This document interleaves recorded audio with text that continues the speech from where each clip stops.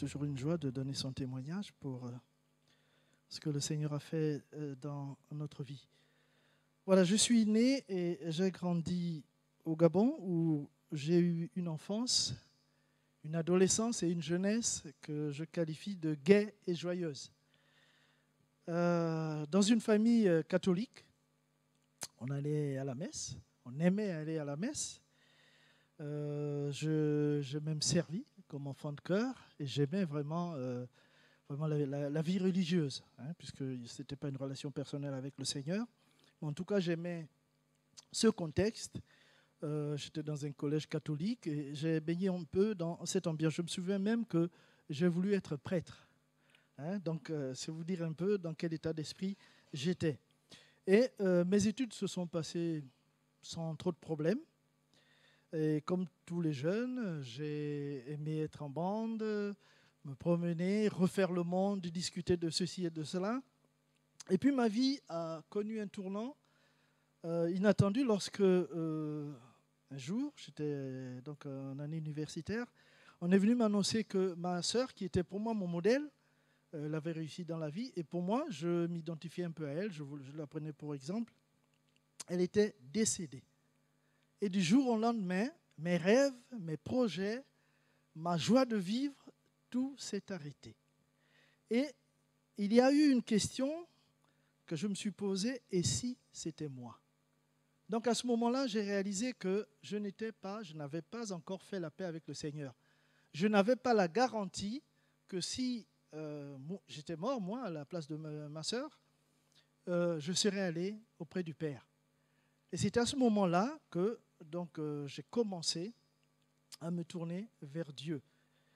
Le Seigneur a permis donc, le Gabon est un pays pétrolier, je suis allé pour un travail de vacances dans une autre ville et là, je me suis souvenu des moments que j'ai passés à l'église et j'ai pris ma Bible, j'ai commencé à lire. Je suis allé donc dans le livre de Job, que j'aime particulièrement. Et j'ai vu comment le Seigneur a relevé, a rétabli Job. Et je me suis appuyé sur la parole de Dieu pour dire et croire que s'il l'a fait pour Job, il peut le faire pour moi. C'est ainsi que j'ai trouvé la force de me relever. Mais c'était quand même assez difficile parce que je crois que dans la famille, j'étais quand même le plus atteint. Donc même l'ambition pour les études, tout ça, tout s'était arrêté. Et par la grâce de Dieu, j'avais donc trouvé mon inscription, ma pré-inscription ici à Bordeaux. Donc, j'ai pu venir à Bordeaux pour mes études. Et c'est là qu'avec des frères et des sœurs, dont j'ai des compatriotes en général, on commence, je suis allé dans une église évangélique à Bordeaux, que j'ai fait avec la paix avec le Seigneur. J'ai reconnu mon état de pécheur, je me suis repenti et j'ai donné ma vie au Seigneur. Donc, je suis passé par les eaux du baptême et j'ai commencé à servir le Seigneur. Je voudrais, pour conclure, dire que tout simplement que en fait, on peut vivre avec un souvenir traumatique, même des souvenirs traumatiques, parce que après cela, j'ai connu le veuvage aussi.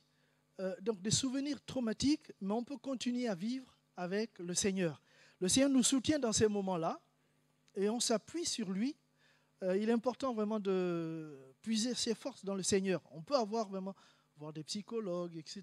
Mais quand on a le Seigneur, il nous enlève le poids du péché. Le souvenir du drame, il est là, on ne peut pas changer les événements.